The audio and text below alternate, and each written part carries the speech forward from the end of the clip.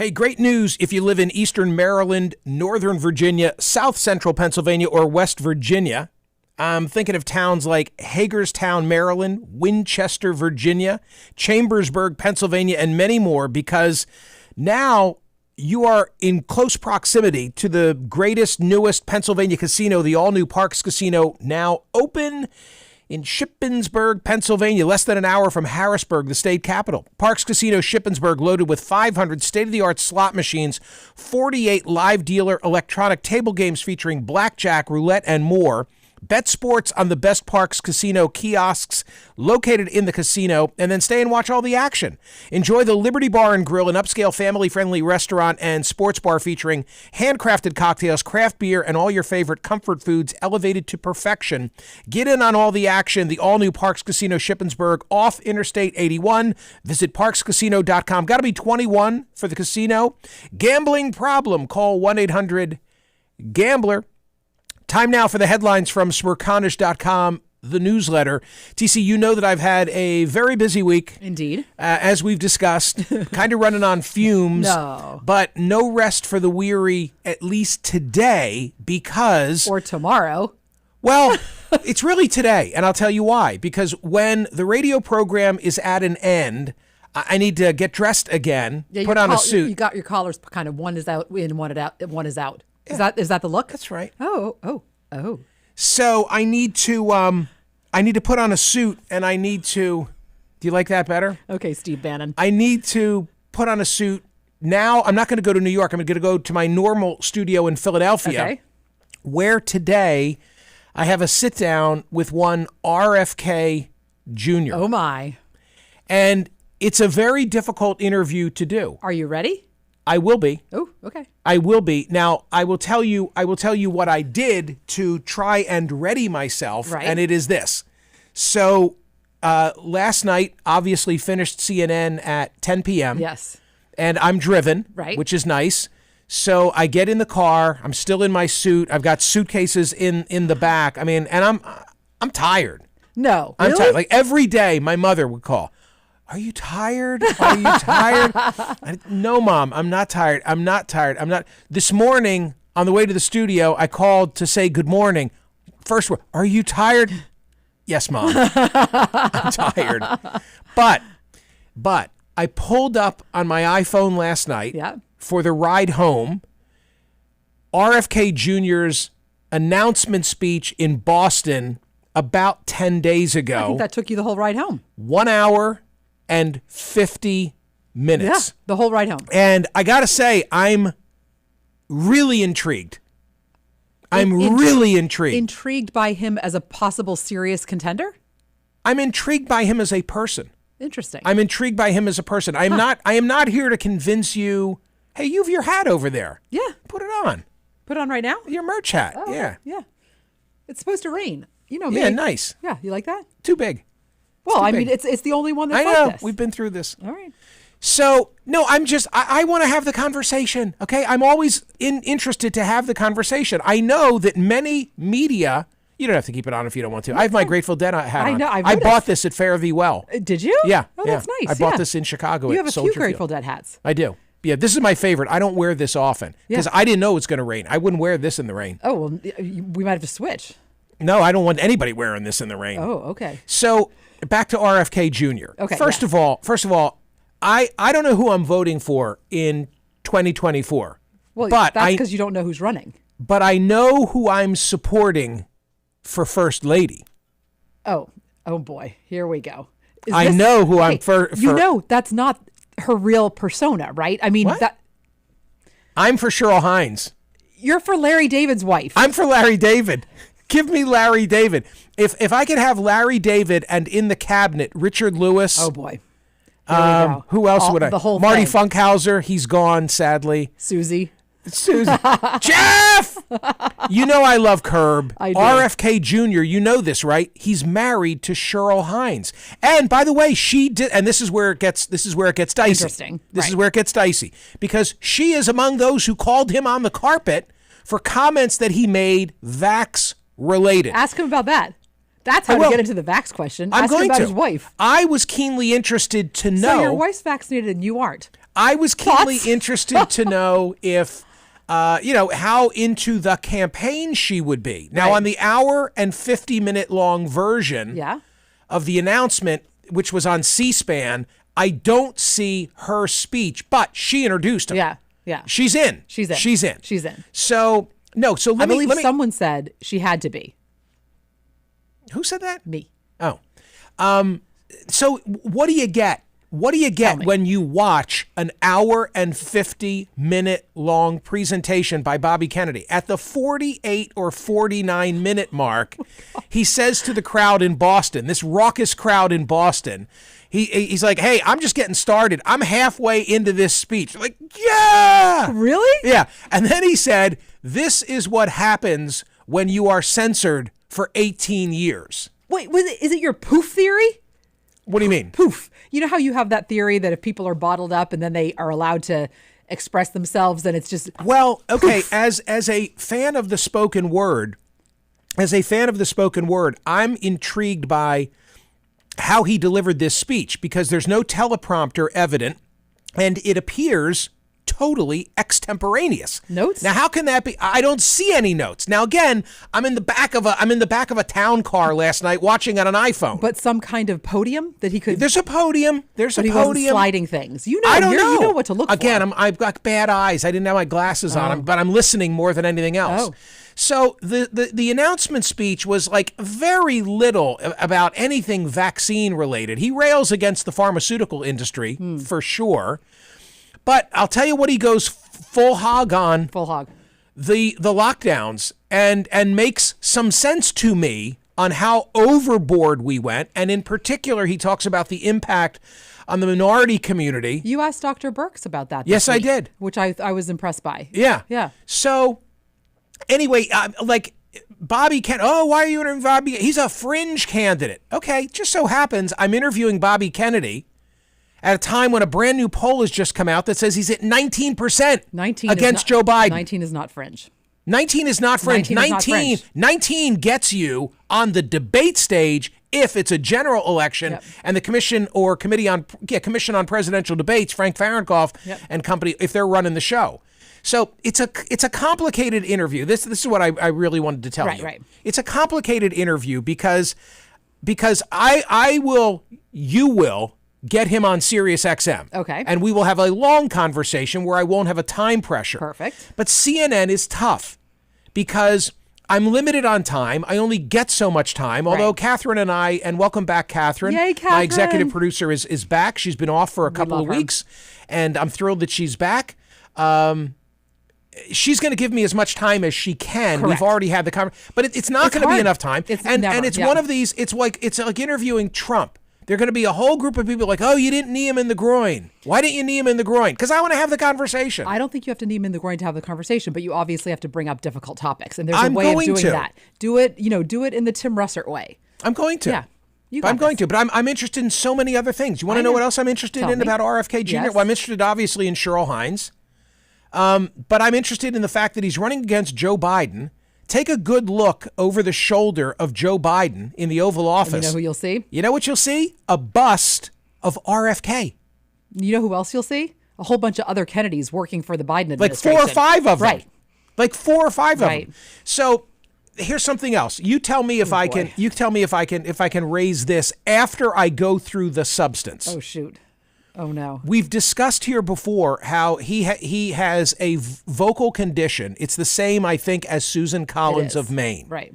So it's like sort of a debilitating condition. It limits his speech. As you'll hear, the more you see him, you're going to hear it. I'd like to talk to him about that. Does it hurt?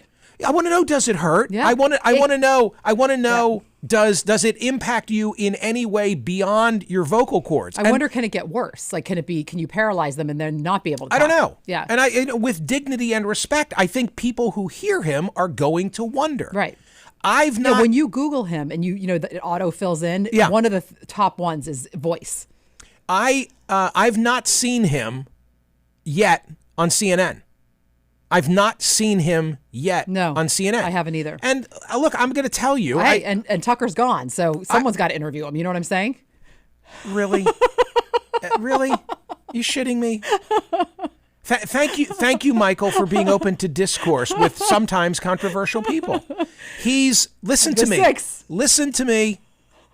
me. I'm not endorsing. I'm not buying into. I want to say this, Michael. He has 19%. Of course, you're going to have him. A smart guy, right? He is a smart and accomplished individual. This is not a guy cruising on the family name, and that's what I learned. And you will learn too if you invest an hour and 50 minutes and watch his announcement. It was all over the place in terms of subject matter, but he's got a view. Yeah. He's got a view, and I'm all about let's talk. And the last thing, I don't want to tell too many tales out of school, but you can imagine that giving him access to my program's airwaves, a la having had Matt Gaetz on this week. Right. Yeah, I do hear from people who, you and I we know each other. We can josh and jest about this, but yeah, I hear from people who they don't like that. Right. That's true. They don't like that. Always. Which has what impact on me? You want to book them again for next week. Yeah, and double the time. Exactly. Fire me, please. And now a full hour with Matt Gaetz. Hey, wait, want to hear a funny story about Matt Gaetz? Yes. You mean Matt from Florida? I don't know if I should tell this. Don't tell it. Oh, gosh. Oh, stop. Stop. Oh, my God. Tell me later. It's only because I'm so tired. Oh, no. Governor. He may or may not have texted me. Oh, no. He may not have texted me like the day after he was on the other night on CNN. Oh, no. He sent me a note and he said, "We beat MSNBC last night." We. I said, Matt, you're paying closer attention to my ratings than I am. Something's wrong with this picture. That's amazing. Yeah. Did you? Good job. So there's that. That's news. Yeah. So please watch tomorrow. Obviously, see how you do. There's always, things can fall through and so on and so forth. But I'm scheduled today to interview RFK Jr. He tells a story, and then I want to get off this. But one last thing. Okay, one last thing. He tells a story about being in Los Angeles when his father was assassinated. And flying home with the body. And we just talked to Jerry Springer, or not just heard from the archives. Yes. So he tells the story of then boarding the train. I'm getting goosebumps even telling you this now. Are you kidding me? Boarding the train at Penn Station in New York. I don't know why they didn't start this journey in Boston. I'm 90% sure he said Penn Station. But the train that carried RFK's remains to Washington, where at Union Station, President Johnson was there. He's there with his father. He's 14 years old.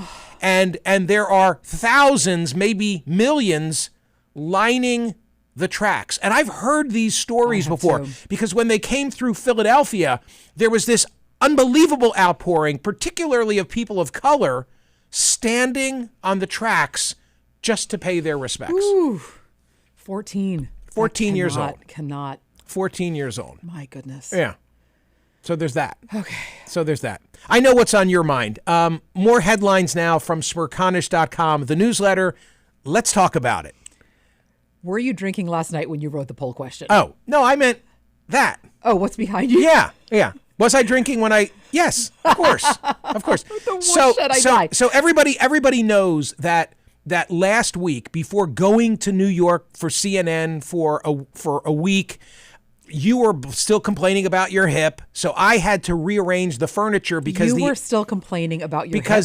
Seriously? Because the HVAC guys replaced our HVAC unit in the studio. I had to move everything out of the closet, then put it back. And when I put it back, I banged my head. It burst into a bloody mess. Had to get ice. Wait, the wound? It's still open.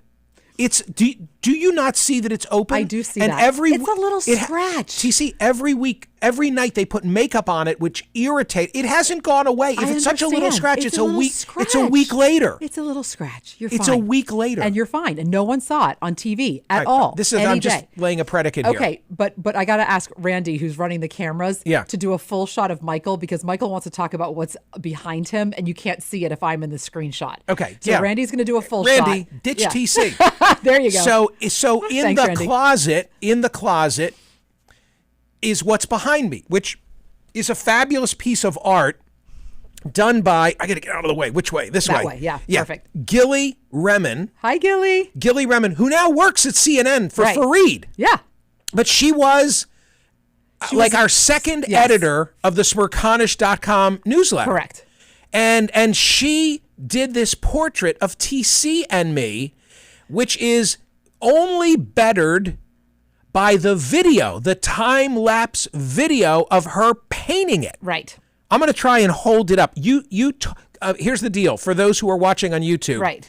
Randy, keep the camera on me, not on TC, but TC, you talk because I'm going to hold it up. All right, so here's Michael. He's putting away his microphone. We are, now that we have the fresh purple paint, we're going to rehang this portrait.